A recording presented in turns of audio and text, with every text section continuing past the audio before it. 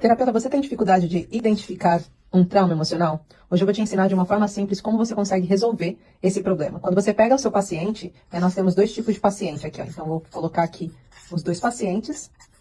Vamos pensar que um paciente, ele passou por uma situação bastante difícil. Ele passou por um processo de separação, de divórcio, né? E a partir do momento que ele passou por um processo de divórcio, ela, no caso aqui, estou fazendo uma mulherzinha, no momento em que ela passou por um processo de divórcio, ela ficou bastante triste, não sabia como fazer e reagir, e o mundo dela caiu. Por quê? Porque ela não estava à espera dessa situação acontecer. Vamos pensar que ela descobriu isso através do telemóvel dela. Ela estava olhando o telemóvel e descobriu que o marido dela tinha um outro relacionamento.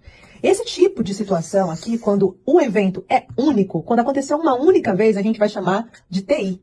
O que é um TI? É um trauma de impacto. O trauma de impacto pode ser uma grande perda financeira. O trauma de impacto pode ser uma enchente que aconteceu e que deixou ela alagada. Um trauma de impacto pode ser um processo em que ela estava grávida e ela acabou perdendo o filho. Ou até mesmo que o filho dela saiu de casa e foi viajar e ela não sabia quando esse filho ia voltar. E a partir do momento que ele saiu de casa, ela ficou preocupada e ficou sozinha. E ela começou a ter medo de ficar sozinha. Isso também pode ser um trauma de impacto.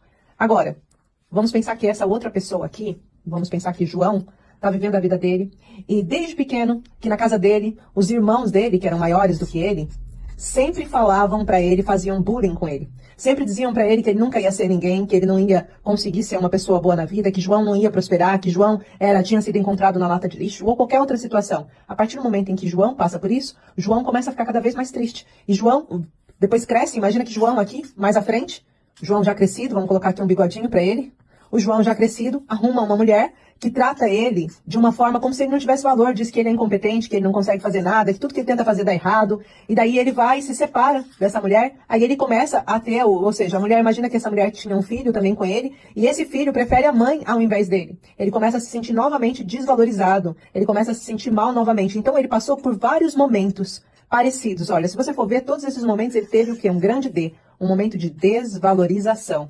E esses momentos que se repetem, né, essas gavetas emocionais que se repetem, elas têm um significado muito grande para o trauma. Isso aqui é um TA, um trauma de acúmulo. Bem, esses são dois tipos de trauma que quando você consegue identificar no seu paciente, você consegue também perceber quais foram os danos relacionados ao tipo, né? Se foi financeiro, se foi, quais foram as situações. Se esse conteúdo fez sentido para você, aproveita e já compartilha com quem precisa.